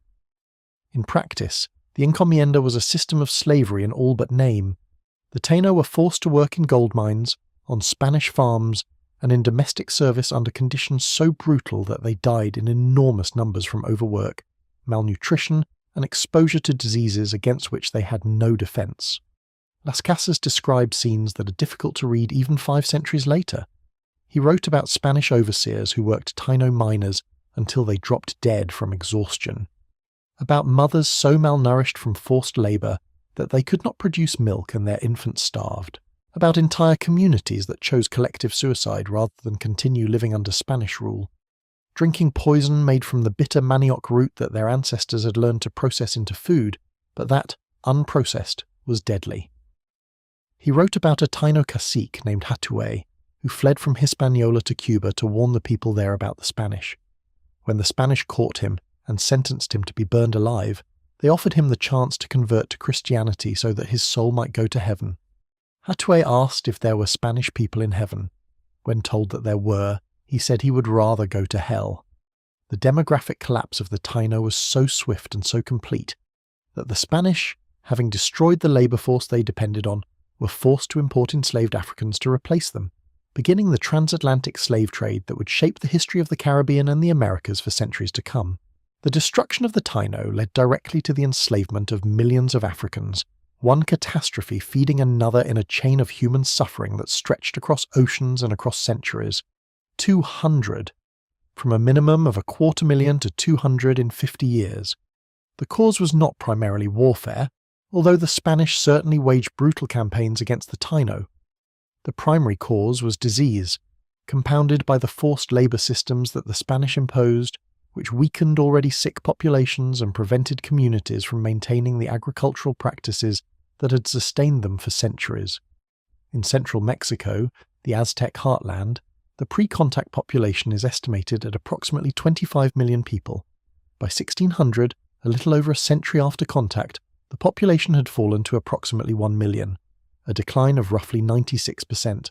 The 16th century Franciscan friar Toribio de Benavente, who witnessed the epidemics firsthand, described the scenes in terms that still carry the weight of horror 5 centuries later. Let me take you into one of these devastated communities for a moment, not to dwell on suffering for its own sake, but because understanding what actually happened, on the ground, in real communities, to real people, is essential to grasping the magnitude of what was lost. Imagine a town in the Valley of Mexico sometime around 1545 during the epidemic that the Nahuatl-speaking survivors called Cocolistli, a word that carries within it the weight of unimaginable suffering. Cocolistli was not smallpox, though smallpox had already devastated the population decades earlier. Modern researchers analysing DNA from a mass burial site in the Mixtec town of Tepozcolula, Yucunda, have identified the pathogen as Salmonella enterica, a bacterium that causes a typhoid-like illness with hemorrhagic symptoms, meaning the victims bled from their eyes, nose and mouth as this disease progressed. The accounts from survivors describe something that sounds almost apocalyptic, with entire households dying within days, bodies piling up faster than the living could bury them, and the stench of death hanging over villages like a fog that would not lift. Toribio de Benavente, one of the Franciscan friars who documented the aftermath, wrote that the indigenous people died in such numbers that they could not be counted, that entire towns were depopulated, and that the survivors were so few and so weakened that they could not plant their fields or harvest their crops, leading to famine that killed many of those who had survived the disease itself. This was the Great Pestilence. This particular epidemic, which modern researchers believe may have been a hemorrhagic fever related to a native virus triggered or exacerbated by the drought conditions of the 1540s, was one of the deadliest in Mexican history, killing an estimated 5 to 15 million people in a population that had already been reduced by previous epidemics. The town, let us say it is near the shores of Lake Texcoco, was once home to 3,000 people. Now perhaps 500 remain alive, and many of them are sick. The streets between the houses are empty. The market square, which once bustled with vendors and shoppers every 5 days, is deserted. The canal that brought fresh produce and flowers from the Chinampas is clogged with debris because there is no one to maintain it. The fields that should be green with ripening corn are overgrown with weeds because there are not enough healthy people to cultivate them. In one house, an entire extended family of 12 people lies on the floor, too weak to rise. The grandmother, who normally directs the household's cooking and weaving, died 3 days ago, and her body has not been removed because no one has the strength to carry it. The mother is delirious with fever, her skin marked with the dark hemorrhagic spots that give this disease its terrifying appearance. The father went to fetch water from the canal yesterday and has not returned. The children, those who are still alive, lie in a row, their eyes glassy, their bodies burning with fever, their thin voices calling for water that no one can bring them. Outside, the temple pyramid that dominates the centre of town stands silent. The priests who would normally be conducting the rituals that mark the passage of time and maintained the cosmic order are dead or dying. The sacred fires that were supposed to burn eternally have gone out because there is no one to tend them. The drums that once sounded at dawn and dusk to mark the prayers are silent.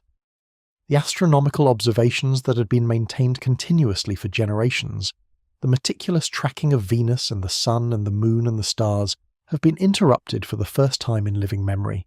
The thread of knowledge that stretches back centuries is fraying, snapping, dissolving. In the fields beyond the town, the irrigation canals that had been maintained for generations are silting up. The terraces on the hillsides, constructed over decades of painstaking labour to prevent erosion and create level growing surfaces on the steep slopes, are beginning to collapse without the constant maintenance they require. The orchards of fruit trees, carefully selected and cultivated varieties that represent centuries of genetic improvement, are being overtaken by wild species that crowd out the domesticated varieties. The entire infrastructure of a civilization, physical and social and intellectual, is disintegrating. Not because it was poorly built, but because the people who maintained it are dying faster than they can be replaced. This scene, or something very like it, played out in thousands of communities across the Americas over the course of the 16th and 17th centuries. He wrote about entire households dying together, about villages where there was no one left alive to bury the dead, about roads lined with corpses, about the smell of death hanging over the valleys of Mexico like a permanent fog. In Peru, the story is similar. The pre-contact Inca population is estimated at 6 to 14 million. By the end of the 16th century, it had fallen to roughly 600,000. In the Amazon basin, as we discussed last night, the population may have been 8 to 20 million. By the 18th century, it had been reduced to a few 100,000 scattered survivors. Across the entire hemisphere, the numbers tell the same story. Between 1492 and 1700, the population of the Americas declined from perhaps 60 million to perhaps 6 million. 54 million people gone. That is a number so large that it resists comprehension, so I want to try to put it in perspective. The Black Death, the bubonic plague that devastated Europe in the 14th century, killed approximately 25 million people, roughly 1/3 of Europe's population. It is considered one of the worst catastrophes in human history. The demographic collapse of the Americas killed more than twice as many people and destroyed a larger proportion of the affected population. The Black Death killed 1 in 3 Europeans. The Great Dying, as some historians have called the American demographic catastrophe, killed 9 in 10. It was not the worst catastrophe in the history of a single nation or a single people. It was the worst catastrophe in the history of the human species, and its effects were not limited to the Americas. Recent research has suggested that the Great Dying of the Americas had measurable effects on the global climate. A study published in 2019 estimated that the depopulation of the Americas resulted in the abandonment of approximately 56 million hectares of agricultural land, an area roughly the size of France. As forests regrew on this abandoned land, they absorbed approximately 7 billion tons of carbon dioxide from the atmosphere over the course of the 16th and 17th centuries. This massive uptake of carbon may have contributed to a measurable decline in global temperatures, helping to trigger or intensify the period of global cooling known as the Little Ice Age, which affected Europe and other parts of the world from roughly the 15th to the 19th century. Think about the chain of causation here, because it is one of the most remarkable examples of unintended consequences in all of human history. European diseases kill 90% of the population of the Americas. The surviving 10% can no longer maintain the agricultural systems that had fed tens of millions of people. Fields are abandoned. Managed forests are no longer managed. Controlled burns cease. The vegetation grows back. Trees sprout in former cornfields. Forest reclaims former meadows. Brush fills in the former parklands that controlled burning had maintained for centuries. Across an area of 56 million hectares, roughly the combined area of France and Germany, the landscape transforms from managed agricultural land to regrowing forest in the span of a few decades. And as those new forests grow, they do what forests do. They absorb carbon dioxide from the atmosphere through photosynthesis, locking the carbon into their wood and their roots and the soil beneath them. The amount of carbon absorbed is enormous, approximately 7 billion tons, equivalent to about 2 parts per million of atmospheric CO2. The reduction in atmospheric CO2 enhances the planet's ability to radiate heat into space, and global temperatures drop. In Europe, the cooling manifests as longer winters, shorter growing seasons, more frequent frosts, and increased rainfall. Crops fail, famines sweep across the continent, rivers that normally remained liquid freeze solid. The Thames in London freezes over, and Londoners hold frost fairs on the ice. The canals of Amsterdam freeze. The glaciers of the Alps advance down their valleys, overrunning villages that had existed for centuries. The Little Ice Age has many causes, including volcanic eruptions and variations in solar activity, and the relative contribution of the American depopulation is still debated. But the correlation is striking. The most severe phase of the Little Ice Age coincides almost exactly with the period of maximum depopulation and reforestation in the Americas.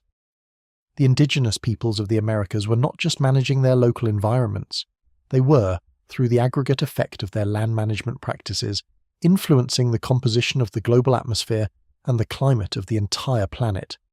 When they died, the planet noticed. The death of millions of Americans may have literally changed the weather in Europe. The connection between these events, between the epidemics in the Americas and the crop failures and famines in Europe, was invisible to the people living through it. No one in 17th century England shivering through an unusually cold winter had any idea that the frost on their windows might be connected to the death of millions of people on the other side of the Atlantic. But the connection was real, and it reminds us that the world has always been more interconnected than we tend to imagine, that actions on one side of the planet can have consequences on the other, that the web of cause and effect stretches farther and runs deeper than any individual can see. Now I want to talk about what was lost, because the demographic catastrophe was not just a loss of life. It was a loss of knowledge, of culture, of languages, of ways of understanding the world that had been developed over thousands of years and that can never be recovered. When 90% of a population dies in the span of a few generations, the survivors do not simply rebuild what was there before. They cannot. The elders who carried the deepest knowledge, the most specialized skills, the most sacred stories, are disproportionately likely to die, because the old and the very young are always the most vulnerable to epidemic disease. When the elders die, the knowledge they carried dies with them. Consider what was lost. The Maya had developed a writing system, one of only a handful of fully functional writing systems ever independently invented by human beings. They had recorded their history, their astronomy, their mathematics, their religious texts, and their literature in books called codices, made from bark paper folded like accordions and painted with intricate hieroglyphic texts and illustrations. Thousands of these codices existed at the time of European contact, representing one of the great libraries of the ancient world. The Spanish burned almost all of them. In 1562, the Franciscan friar Diego de Landa, convinced that the codices contained the work of the devil, ordered the destruction of every Maya book that could be found. He gathered them in the town square of Mani in the Yucatan and set them on fire. Thousands of years of accumulated knowledge, history, literature, and science, destroyed in a single afternoon by a man who could not read a word of what he was burning. Think about what that means. An entire civilization's written heritage, centuries of accumulated astronomical observations and mathematical calculations and historical records and religious poetry and medical knowledge, all of it reduced to ash because one man decided that he alone had the authority to determine what was worth preserving and what deserved to be destroyed. The Maya writing system was one of the most sophisticated ever developed, a fully functional script capable of recording any thought that could be expressed in spoken language, with intricate combinations of phonetic and logographic elements that scholars would spend centuries trying to decipher. Each codex that burned was irreplaceable, a unique repository of knowledge that had been painstakingly recorded on bark paper by trained scribes who had spent years learning their craft. The burning of the Maya books was not an isolated incident, but part of a systematic campaign of cultural destruction that occurred throughout the Americas. In Peru, the Spanish authorities ordered the destruction of quipus, the knotted string devices that the Inca used to record everything from census data to historical narratives. Thousands of quipus were burned or discarded, and the trained quipu readers, the quipu cameocs, were gradually lost as the colonial system dismantled their social roles. Today, scholars can interpret the numerical data encoded in surviving quipus, but the narrative content, the stories and histories and administrative records, remains largely undeciphered, because the knowledge of how to read them died with the last generation of trained readers. In North America, the destruction was different in form but equally devastating in effect. Oral traditions that had been maintained for centuries through careful repetition and ceremonial performance were disrupted when communities were shattered by disease and displacement. The elders who carried the knowledge died before they could pass it to the next generation, and with them went creation stories, medicinal knowledge, astronomical observations, genealogies, and legal traditions that had been refined over thousands of years. Only 4 Maya codices survived the destruction. 4 books out of thousands. Everything else, every story, every calculation, every observation, every prayer that the Maya had committed to writing over centuries was lost forever. The Inca Quipu system suffered a similar fate. The Spanish, unable to understand how knotted strings could encode information, dismissed the Quipus as primitive curiosities and destroyed most of them. Of the approximately 600 Quipus that survive today, most are fragmentary and few can be fully read, because the knowledge of how to decode them died with the Quipucameox, the specialized record keepers who maintained and interpreted them. We know that Quipus could encode numerical data, tax records, census information, and astronomical observations. Some researchers believe they could also encode narrative information, history and myth and poetry. But most of that information is now locked in strings that no living person can fully read. A library written in a code whose key has been lost. The oral traditions that encoded centuries of accumulated wisdom. The agricultural techniques adapted to specific microclimates and soil types. The medicinal knowledge developed through millennia of experimentation with local plants. The astronomical observations that track the movements of stars and planets across generations. The navigational knowledge that enabled long-distance trade and travel. The artistic traditions that gave form to spiritual beliefs and cultural identities. All of this knowledge existed in living human minds, and when those minds were extinguished by disease, the knowledge was extinguished with them. Languages disappeared at a staggering rate. Before European contact, the Americas were home to over 1,000 distinct languages, representing a linguistic diversity unmatched anywhere else on Earth. Many of these languages were spoken by small communities, sometimes only a few hundred or a few thousand people, and when disease reduced those communities below a critical threshold, the languages died with them. The linguistic diversity of the pre-contact Americas was extraordinary by any measure. North America, north of Mexico alone, contained at least 300 distinct languages belonging to over 60 language families, many of which had no demonstrable relationship to each other, suggesting thousands of years of independent development. Some of these language families, like the Algonquian family that includes Cree, Ojibwe, and Blackfoot, or the Iroquoian family that includes Mohawk, Cherokee, and Seneca, contained dozens of languages spoken across vast geographic areas. Others, like the languages of California, were spoken by tiny populations confined to single valleys or watersheds, each language an island of unique grammar and vocabulary in a sea of linguistic diversity. California alone contained over 100 distinct languages before European contact, representing a concentration of linguistic diversity unmatched anywhere else on Earth. In South America, the situation was even more diverse. The Amazon basin alone may have contained over 300 languages, many of them still poorly documented or completely undocumented. The Andes were home to dozens of languages belonging to several major families, including Quechuan and Aymaran, as well as numerous isolates, languages with no known relatives. Mesoamerica contained the Mayan language family with its 30 or more languages, the Uto-Aztecan family that includes Nahuatl, the Oto-Manguean family, and many others. Each of these languages encoded a unique way of understanding and describing the world. Languages are not just tools for communication, they are frameworks for thought, systems for categorizing experience, repositories of knowledge about the natural world accumulated over centuries of observation and interaction. When a language dies, the unique perspective on reality that it embodied dies with it. The concepts that had no equivalent in other languages, the observations about natural phenomena that were encoded in its vocabulary, the stories and songs and prayers that existed only in its words, all of this is irretrievably lost. Today, language revitalization efforts are underway in indigenous communities across the Americas. Schools teach children in Cherokee and Navajo and Mohawk and Hawaiian, and dozens of other languages that were nearly driven to extinction by colonial policies that punished children for speaking their native languages. Technology is being harnessed to create language learning apps, to record the last fluent speakers of endangered languages, to create dictionaries and grammars that preserve linguistic knowledge for future generations.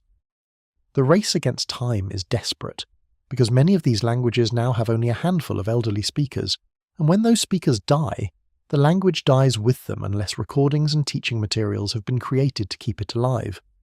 We will never know how many languages were lost entirely, their words and grammars and stories vanishing without a trace, leaving not even a name behind. Political systems that had maintained order and organised collective action for centuries collapsed as their leaders and administrators died. Agricultural systems that had sustained large populations deteriorated as the labour force needed to maintain terraces, irrigation canals, raised fields and managed forests was decimated. Trade networks that had connected distant communities for generations fell apart as the nodes in the network were destroyed one by one. The world that existed before 1492 was not just diminished by the Great Dying, it was fundamentally transformed. The Americas that Europeans encountered in the 17th and 18th centuries were not the Americas that had existed in 1491. They were a post-apocalyptic landscape, a world that had already undergone the most devastating demographic catastrophe in human history, a world in which the survivors were struggling to rebuild in the face of ongoing disease, displacement, and violence. And the Europeans who arrived in this post-apocalyptic landscape made a fatal error of interpretation. They looked at the empty forests, the abandoned fields, the scattered remnants of once great populations, and they concluded that the Americas had always been like this, that the indigenous peoples they encountered were primitive savages who had never built anything significant, never organised complex societies, never modified their environment in any meaningful way. Let me paint you a picture of what this error looked like in practice, because it is one of the most consequential misunderstandings in human history. Imagine an English settler arriving in Virginia in the early 17th century. He steps ashore and looks around. He sees a landscape of open park-like forests, the trees widely spaced, the understory clear of brush, the ground covered with a carpet of grass and wildflowers that seems to invite cultivation. He sees broad meadows along the riverbanks, open areas that look like they are just waiting for a plough. He sees abundant wildlife, deer and turkey and flocks of passenger pigeons so vast they darken the sky for hours as they pass overhead. He sees all of this and he concludes that he has found a natural paradise, a virgin landscape untouched by human hands, a gift from God to his chosen people. What he does not know, what he cannot know, because the evidence has already been erased, is that everything he is seeing is the product of thousands of years of careful management by indigenous peoples who are now mostly dead. The open park-like forests were maintained by regular controlled burning that suppressed undergrowth and encouraged the growth of nut-bearing trees and browse for deer. The broad meadows were clearings that had been maintained for agriculture, fields that had been growing corn and beans and squash for generations until the farmers who tended them died of European diseases and the fields began to revert to grassland. The abundant wildlife was a direct consequence of the human management of the landscape, the burning that created habitat for deer, the clearings that attracted turkeys, the nut groves that supported enormous populations of passenger pigeons. The settler was not seeing nature, he was seeing a garden whose gardeners had recently died. And because he did not recognise it as a garden, he felt free to claim it as his own. The myth of the virgin wilderness became one of the most powerful and most destructive ideas in American history. It justified the dispossession of indigenous peoples by denying that they had ever done anything with the land. It shaped American environmental attitudes for centuries, creating the idea that wilderness and human activity are inherently incompatible, that the best way to preserve nature is to exclude people from it entirely, an idea that ironically made it impossible to see the deep history of human-nature collaboration that had actually shaped the landscape, and it erased the memory of the people who had built and maintained the landscape, reducing them from the architects of one of the most successful and sustainable land management systems in human history to passive inhabitants of a wilderness they had never modified, simple nomads wandering through a landscape that owed nothing to their presence. The truth is exactly the opposite. The landscape owed everything to their presence. The forests that the settlers admired were forests that indigenous peoples had shaped over thousands of years.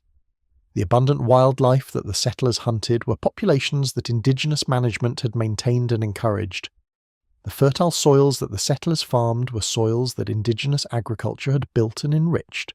The rivers that the settlers fished were ecosystems that indigenous water management had maintained and enhanced. Take away the people who had managed this landscape for millennia, and the landscape changed dramatically.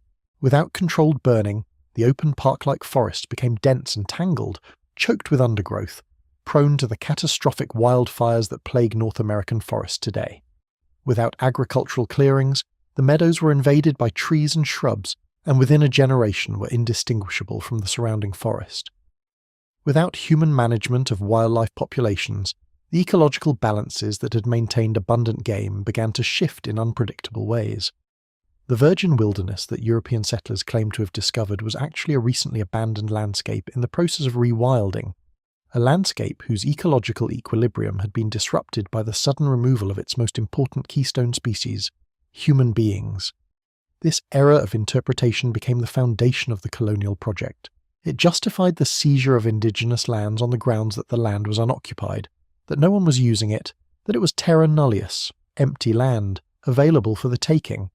It justified the destruction of indigenous cultures on the grounds that those cultures were worthless, that indigenous peoples were better off being civilized by their European conquerors. It justified the enslavement and exploitation of indigenous peoples on the grounds that they were less than fully human, incapable of governing themselves, in need of European guidance and control. Every one of these justifications was based on a lie. The lie that the Americas were empty, the lie that indigenous peoples were primitive, the lie that the post-apocalyptic landscape that Europeans encountered was the way things had always been. The truth, as we have been exploring together over these many nights, is that the Americas in 1491 were home to some of the most extraordinary civilizations in the history of the human species. Cities larger than any in Europe, agricultural systems more productive than any in Europe, trade networks spanning thousands of miles, astronomical knowledge more precise than any in Europe, artistic traditions of breathtaking beauty and sophistication, and all of it was nearly erased by a catastrophe that the people who suffered it did nothing to deserve and could do nothing to prevent. But it was not entirely erased, and that is the hopeful part of this story, the part that I want to leave with you as you drift towards sleep. The descendants of the pre-contact peoples of the Americas are still here. They are still speaking their languages, many of them endangered but not yet extinct. They are still practicing their traditions, adapted and transformed by centuries of colonial pressure, but not destroyed. They are still carrying knowledge about plants and soils and water and fire and the intricate relationships between all living things, knowledge that the modern world desperately needs as it confronts the environmental crises of the 21st century. In Mexico, more than 6 million people speak Nahuatl, the language of the Aztecs. In Peru and Bolivia, more than 8 million people speak Quechua, the language of the Inca. In Guatemala, more than 6 million people speak one of the 21 Maya languages that survive. In the Andes, the ancient agricultural terraces that the Inca and their predecessors carved into the mountainsides are still in use today, their stone walls still holding the soil in place, their irrigation channels still carrying water to crops grown at altitudes that would seem impossible to European farmers. The potato, which was first domesticated in the Andes more than 7,000 years ago, and which exists in over 4,000 traditional varieties adapted to every microclimate from sea level to 15,000 feet, is still cultivated by Andean farmers using techniques that their ancestors developed millennia ago. The freeze-drying technique that the Inca used to preserve potatoes for storage, a process called chuño that involves exposing potatoes to nighttime frost and then pressing out the moisture by foot, is still practiced today, and it produces a product that remains edible for years, perhaps the oldest preserved food technology in the world. In North America, the Haudenosaunee, the Six Nations of the Iroquois Confederacy, continue to practice their traditional lacrosse, the game they call the Creator's Game, which was played across the eastern woodlands for centuries before contact, and which carries deep spiritual significance that goes far beyond mere athletics. The Cherokee Nation, despite the devastating trail of tears and generations of forced assimilation, has become one of the most successful examples of indigenous self-governance in the modern world. With a thriving economy, a robust language revitalization program, and a population that has grown to over 400,000 citizens. In the Pacific Northwest, the revival of traditional canoe culture has brought communities together in ways that few people predicted, with annual canoe journeys drawing thousands of participants who paddle traditional cedar canoes along ancestral routes. stopping at villages along the way for ceremonies and cultural exchanges that reconnect people with practices their grandparents were punished for maintaining. In New Zealand, though it lies outside the Americas, the Maori language revitalisation movement has provided a model that indigenous communities throughout the Western Hemisphere have studied and adapted, proving that languages can be brought back from the brink of extinction when communities commit to the work of preservation. In the Andes, Quechua remains one of the most widely spoken indigenous languages in the world, with millions of speakers across Peru, Bolivia, Ecuador and beyond, and the agricultural terraces built by the Inca and their predecessors continue to produce food in mountain communities where modern farming methods would fail. The potato, which was domesticated in the Andes thousands of years ago, and which exists in more than 4,000 traditional varieties that Andean farmers still maintain the Great Law of Peace, the constitution of their confederacy, an oral document that has been transmitted from generation to generation by specially trained keepers of the wampum belts that serve as mnemonic devices for its provisions.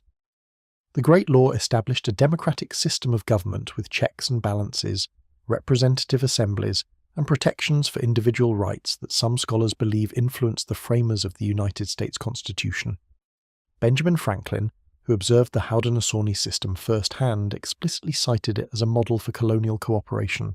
In the Pacific Northwest, the potlatch ceremonies that were banned by Canadian and American authorities for decades as primitive and wasteful have been revived and are practiced today as vital expressions of cultural identity, social organisation, and economic distribution. The cedar longhouse construction techniques, the canoe building traditions, the weaving and carving arts that produce some of the most visually powerful art in the world, all of these survive, maintained by communities that refuse to let them die even under the most intense pressure to assimilate. In Mexico, the milpa system of agriculture, the polyculture of maize, beans, squash, and other crops that was the foundation of Mesoamerican civilization, is still practiced by millions of farmers across Mexico and Central America. The traditional varieties of maize that these farmers cultivate, landraces adapted to specific local conditions over thousands of years, represent a reservoir of genetic diversity that is irreplaceable and that modern agricultural science increasingly recognizes as essential for the future of global food security. In the Amazon, hundreds of indigenous communities maintain the agroforestry practices and the terra preta knowledge that sustained their ancestors for thousands of years. In North America, tribal nations are revitalizing languages and cultural practices that were suppressed for generations by colonial policies. It continued through centuries of resistance that are among the most inspiring chapters in human history. The Pueblo Revolt of 1680, led by the religious leader Popé, united dozens of Pueblo communities that spoke different languages and had traditionally been independent and sometimes hostile to each other, in a coordinated uprising that drove the Spanish completely out of New Mexico. It was the most successful indigenous resistance movement in North American history, and the 12 years of independence that followed allowed the Pueblo peoples to revitalize their cultural practices, rebuild their ceremonial life, and strengthen the cultural identity that would sustain them through the centuries of colonial pressure that followed. In the southeast, the Creek, Cherokee, Choctaw, Chickasaw, and Seminole nations, the so-called 5 civilized tribes, adapted to the colonial world by selectively adopting European technologies and institutions while maintaining their core cultural identities. The Cherokee developed a written syllabary, invented by the polymath Sequoyah, that allowed them to produce a written literature, a newspaper, and a constitution in their own language, achievements that should have demonstrated beyond any doubt that indigenous peoples were fully capable of adapting to the modern world on their own terms. Instead, they were rewarded with the Trail of Tears, the forced removal of the Cherokee and other southeastern nations to Indian Territory west of the Mississippi in the 1830s, a death march that killed thousands and that stands as one of the most shameful episodes in American history. The Seminole of Florida fought 3 wars against the United States between 1817 and 1858, refusing to submit to removal, retreating into the swamps of the Everglades, where they maintained their independence and their cultural identity in one of the most effective guerrilla resistance campaigns in military history. The United States spent more money and lost more soldiers trying to subdue the Seminole than in any other Indian war, and in the end they gave up. A remnant of the Seminole Nation remains in Florida to this day, never conquered, never surrendered. the descendants of people who chose the swamps and the alligators over submission. In South America, the Mapuche of Chile resisted first the Inca, then the Spanish, then the Chilean Republic, maintaining their independence into the late 19th century. Their military tactics, which combined guerrilla warfare with a sophisticated understanding of terrain and logistics, confounded professional European armies for over 300 years. The Araucanian Wars, as the Spanish called them, were the longest continuous military conflict in the history of the Americas, and they ended only when the Chilean government, using modern weaponry and railroad technology, finally overwhelmed the Mapuche in the 1880s. Even then, the Mapuche maintained their cultural identity, their language, and their claim to their ancestral lands, a claim that is still being fought for in Chilean courts today. Each of these stories of resistance is a story of survival against impossible odds. Each one demonstrates that the peoples of the Americas were not passive victims of colonialism. They fought back. They adapted. They found ways to preserve what mattered most, their languages, their identities, their connections to the land and to each other, even in the face of pressures that would have destroyed any lesser peoples. The story of the Americas did not end in 1492. It continued through centuries of suffering and resistance and adaptation and survival, and it continues today in every indigenous community that maintains its identity and its knowledge in the face of ongoing challenges. The Great Dying was the worst catastrophe in human history, but it was not the end of the story. The people survived. The knowledge survived. The languages survived. The traditions survived. Diminished, transformed, scarred by centuries of trauma, but alive, still alive. And that survival, against odds that would have broken any lesser people, is itself one of the most extraordinary achievements in the history of the human species. As your eyes grow heavy and your thoughts begin to soften, carry that thought with you into sleep. The world that was lost was extraordinary, but the world that survived is extraordinary too. And the future that the descendants of these ancient peoples are building right now, today, in communities across 2 continents, that future is still being written. The story is not over. It will never be over. As long as there are people who remember, as long as there are voices that speak the old languages and hands that practice the old skills and minds that carry the old knowledge, the civilizations of the ancient Americas will never truly be gone. They will live on, transformed but unbroken, a testament to the resilience and the genius and the indomitable spirit of the human beings who built them and the human beings who carry them forward into whatever comes next. Let the last tension drain from your body. Feel the muscles of your face relax, your forehead smoothing, your jaw unclenching, the tiny muscles around your eyes letting go of the strain of the day. Feel your shoulders drop, your arms grow heavy, your hands uncurl against the sheets. Feel the weight of your body pressing into the surface beneath you, solid and supported and safe. The story we have told tonight is a heavy one, perhaps the heaviest in all of human history. But there is something in it that is not heavy at all. There is something in it that is as light and as enduring as breath itself. The fact that the people survived. The fact that against all odds, against the most devastating catastrophe that any human population has ever endured, the peoples of the Americas survived. They survived the diseases. They survived the conquests. They survived the forced relocations, the boarding schools, the bans on their languages and their ceremonies and their ways of life. They survived the erasure of their history, the dismissal of their achievements, the persistent lie that the Americas had no civilization before Columbus. They survived all of it. Every epidemic and every forced march and every boarding school and every broken treaty and every attempt to erase them from the land and from history. And they are still here. Think about that for a moment as you lie in the darkness and feel the weight of sleep pressing gently against your eyelids. Think about the resilience that represents, the sheer stubbornness of cultures that refuse to die even when everything seemed to conspire against their survival. Think about the grandmother who whispered the old stories to her grandchildren in secret even when speaking the language was forbidden. Think about the medicine person who preserved the knowledge of healing plants even when the colonial authorities declared traditional medicine to be witchcraft. Think about the farmer who kept planting the old varieties of corn even when the government told them to plant wheat instead. Think about the artist who kept the old designs alive in their pottery and beadwork even when museums collected their ancestors' creations and put them behind glass. Every act of cultural preservation was an act of resistance, and every tradition that survived to the present day is a testament to the determination of people who understood that their knowledge was precious and worth fighting for. Millions of them, speaking their languages, practicing their traditions, maintaining their connections to the land that their ancestors shaped and tended for thousands of years, building new futures on the foundations that their ancestors laid. The Great Dying was a catastrophe without parallel in human history, but the survival of the people who endured it is an achievement without parallel too. It is a testament to something deep and unbreakable in the human spirit, something that no disease and no conqueror and no amount of erasure can destroy.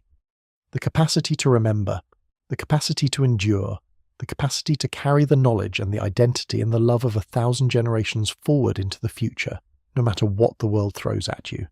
That is what the descendants of the ancient Americans have done. That is what they continue to do today. And that is perhaps the most important thing that this story has to teach us. Here at the edge of sleep, here in the quiet darkness where the noise of the modern world has finally faded, and the only sounds are your own breathing and the slow, steady rhythm of your heart. Sleep well tonight. Rest deeply. Let the weight of this story settle into your bones and become part of you. And when you wake tomorrow, carry a small piece of it with you. Remember the 60 million. Remember what they built. Remember what they knew. Remember what was lost. And remember, most of all, what survived.